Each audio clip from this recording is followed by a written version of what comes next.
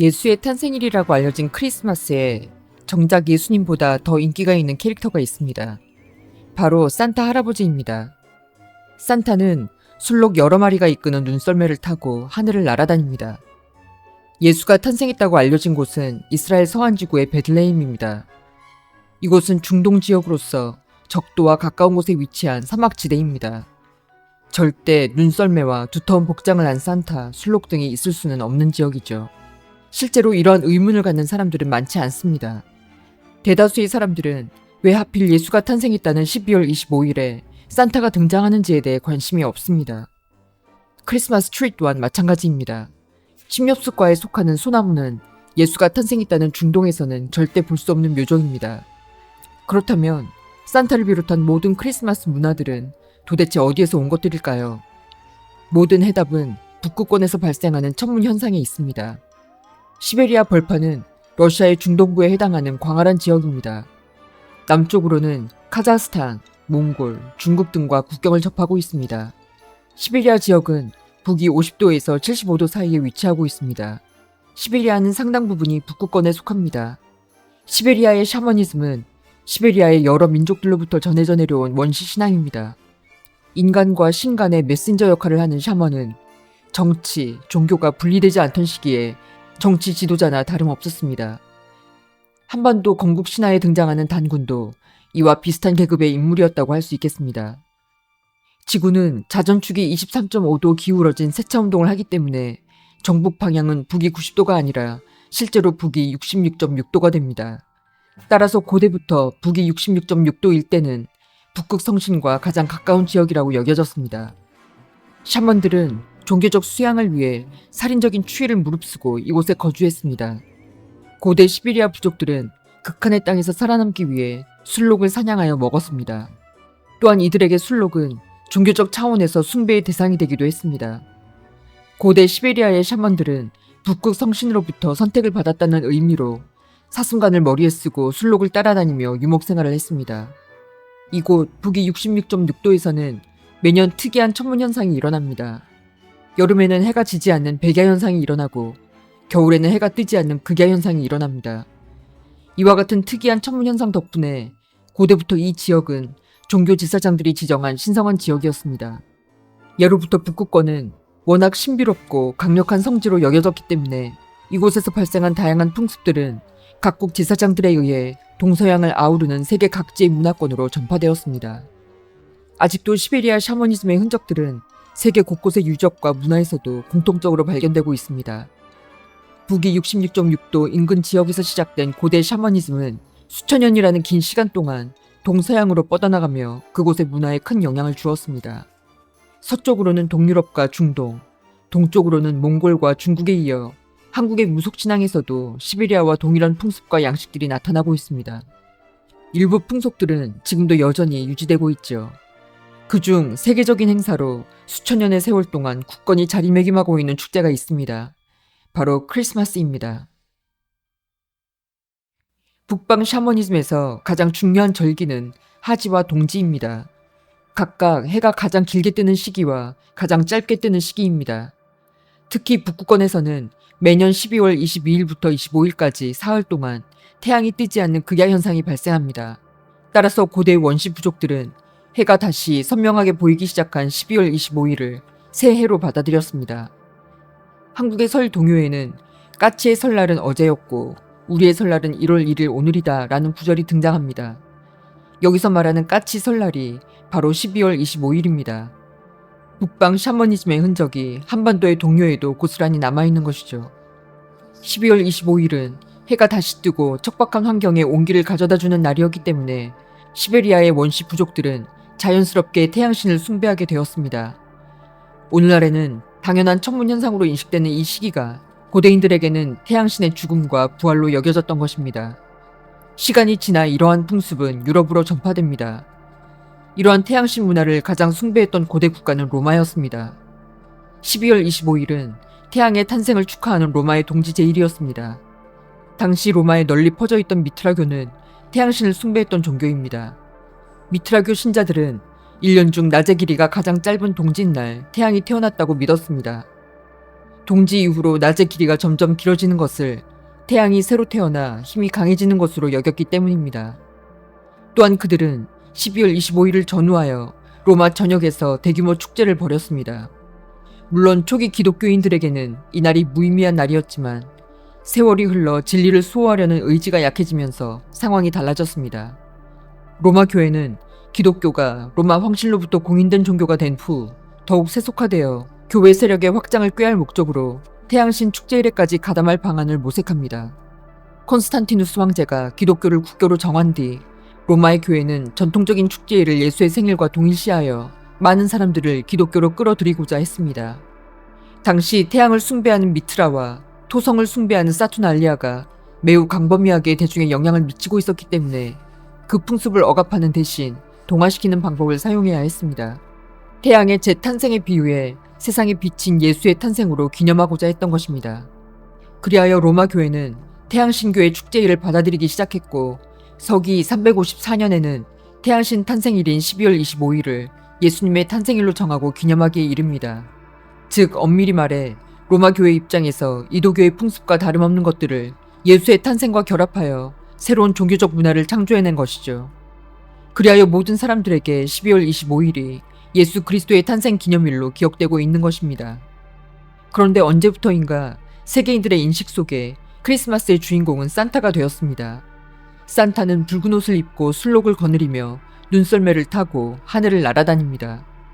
술록과 썰매는 북부권에서 주로 볼 수 있는 이동수단입니다. 또한 산타가 붉은 옷을 입고 있는 이유는 붉은색이 곧 태양을 상징하기 때문입니다. 즉, 이 모든 요소들은 크리스마스 문화가 북방 샤머니즘에서 온 것임을 증명합니다. 산타는 북위 66.6도에서 활동하던 고대 샤먼의 모습을 현대 대중문화의 친숙한 모습으로 개조시킨 하나의 캐릭터라 할 수 있겠습니다. 산타가 서기 270년 자선을 지극히 베풀었던 성 니콜라스의 이름에서 유래되었다는 설이 있습니다. 물론 성 니콜라스는 실존 인물이었지만 그가 성탄절 상생 나눔 문화의 원조는 아닙니다. 이 역시 후대에 와서 각색된 것에 지나지 않습니다. 왜냐하면 성 니콜라스가 활동했다는 지역은 오늘날 터키의 리키아 지방입니다. 술록을 동력으로 하는 눈썰매를 타고 다니기에 매우 부적합한 지역이죠. 정확히 말해 산타는 시베리아의 샤먼이 그 기원입니다. 산타와 비슷한 복장을 한 샤먼들의 모습은 오늘날 중앙아시아 유목 민족들에게서도 동일하게 발견됩니다. 그렇다면 산타가 선물을 가져다 준다는 스토리는 어디에서 비롯되었을까요? 시베리아 부족 국가들의 지배계급은 샤먼이었고 이곳 주민들은 샤먼이 제사를 지내기 전에 다양한 음식과 제물을 준비했습니다. 제물의 종류는 매우 다양했는데 여기에는 사람도 포함되어 있었습니다. 이렇게 수많은 먹을거리와 제물을 바탕으로 지배계급이었던 샤먼들은 제단에서 하늘에 제사를 드렸습니다. 비로소 12월 25일 다시 태양이 뜨기 시작하면 온 마을은 축제 분위기가 되어 밤새도록 모든 남녀가 마시고 즐기는 광란의 파티가 벌어지게 됩니다. 그리고 다음날이 되어 이 축제가 끝나면 샤먼은 남아있는 음식과 제물들 중 일부를 다시 주민들에게 나누어 주었습니다. 이것이 바로 산타클로스 선물의 유래입니다. 이러한 문화는 아직까지도 한반도 제사 풍습에 고스란히 남아있습니다. 제사가 끝나고 참여한 인원들이 음식을 나눠 먹는 음복 문화가 바로 그것입니다. 크리스마스 하면 빠질 수 없는 또 하나의 요소가 바로 크리스마스 트리입니다. 그러나 이 또한 예수의 탄생과는 무관합니다. 크리스마스 트리의 기원은 고대 북방 샤머니즘의 신목입니다. 이러한 고대 풍습은 한반도 무속신앙에도 그대로 남아있는데 그 증거가 바로 선악나무입니다. 전 세계에서 발견되는 태양신과 관련된 축제 중에서 가장 유력하게 크리스마스의 기원이라고 인정받는 것은 켈트족의 율 축제입니다. 켈트족은 크리스마스 트리를 자신들의 것으로 완벽하게 흡수했습니다. 크리스마스 트리와 비슷한 것이 율 축제에도 등장하는데 그것이 바로 율 트리입니다. 나무는 고대부터 정령이나 여신을 상징했습니다. 고대 신들이나 종교 지도자는 여성성을 띠었고 따라서 북방계 민족 여사들의 전통 의상을 보면 나무와 같은 형상을 하고 있습니다. 이는 모계 사회에서 종교 지도자들은 여성이었다는 것을 보여줍니다. 이들이 착용한 모자는 기다란 모양을 하고 있습니다. 제사장 계급의 사람들은 머리를 편두로 만드는 풍습이 있었기 때문에 한반도의 고대 국가인 가야와 신라의 사람들도 편두를 했습니다. 이 고대 국가들 역시 제사장이 나라를 다스리는 샤머니즘 기반의 국가였기 때문입니다. 경주 지방에서 출토되는 금관과 모자들은 편두를 한 사람들에게 맞도록 제작되어 있다는 것을 알 수 있습니다. 현대 대중 미디어에 등장하는 마녀들이 고깔 모자를 쓴 것 역시 그들이 샤먼이라는 것을 나타냅니다. 크리스마스 트리 마블은 오늘날 트리를 아름답게 장식하기 위해 쓰이지만 그 유래는 전쟁 포로들의 목을 나무에 대롱대롱 매달아 놓는 켈트족의 문화에서 유래되었습니다. 그러고는 축제가 끝나면 그 나무를 불로 태웠습니다. 그리고 살아있는 여자를 묶어 같이 태우기도 했는데 이는 고대 풍습인 인신공양이며 여자가 불타서 하늘로 올라가 태양을 부활시키게 한다는 믿음이 있었습니다. 희생된 여자의 임무를 돕기 위해 전쟁 포로들을 같이 보낸다는 의미로 목을 베어 나무에 걸어놓은 것입니다. 그리고 이렇게 불탄 시신들은 모두 한자리에 순장의 형태로 매장되었습니다. 인신공양 풍습은 잔인했기 때문에 점점 종교가 고등화되면서 인신공양에서 동물제사로 변화했습니다. 그리고 현대는 아예 그런 풍습이 없어졌습니다. 이는 미개했던 사회에서부터 인류 문명이 발전하며 스스로 자각한 결과물이라 할 수 있겠습니다. 사람을 제물로 바치지 않아도 12월 25일에는 어김없이 해가 뜬다는 사실을 깨닫게 된 것이죠. 한국 시골 지역에 가면 볼 수 있는 신목이나 당산나무가 크리스마스 트리의 원형입니다. 놀랍게도 고대의 문화는 동서양이 공통적인 성향을 띠고 있는 것을 알 수 있습니다. 이는 고대 시베리아의 샤머니즘이 동서로 널리 뻗어나갔다는 증거이죠. 또 한 가지 재미있는 사실은 고대 목의 중심 사회에서 태양은 여성으로 여겨졌고 사람들은 태양이 금성을 낳는다고 생각했습니다. 또한 태양과 달이 겹치는 일식 현상을 하늘의 신들이 성관계를 하는 것이라 여겼습니다. 그리하여 탄생한 아이가 바로 태양 주변을 도는 작은 행성인 금성이라고 믿었습니다.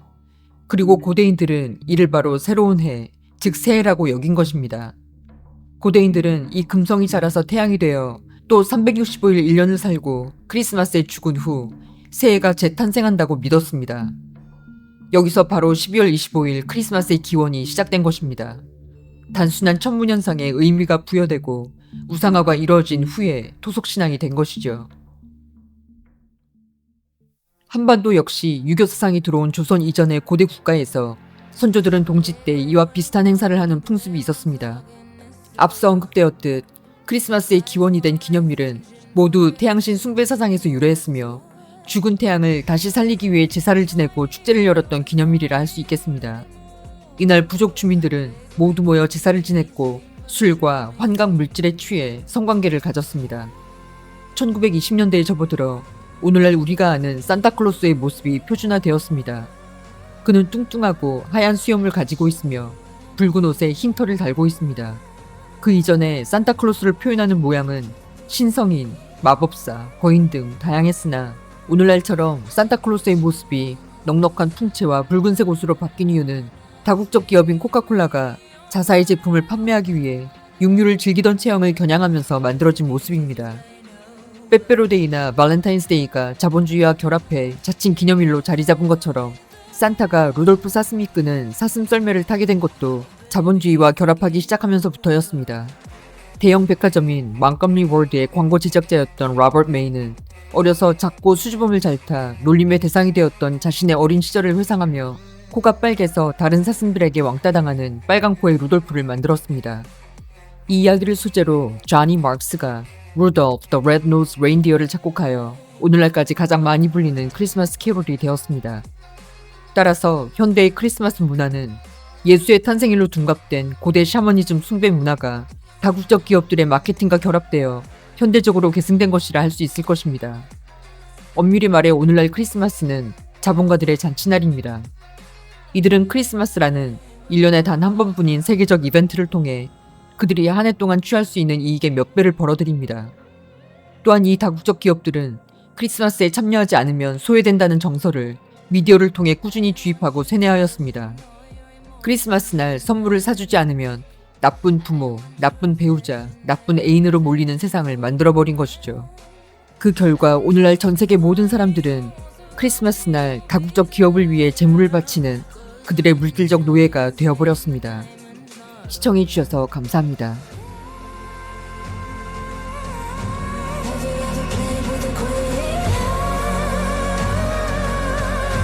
I can show you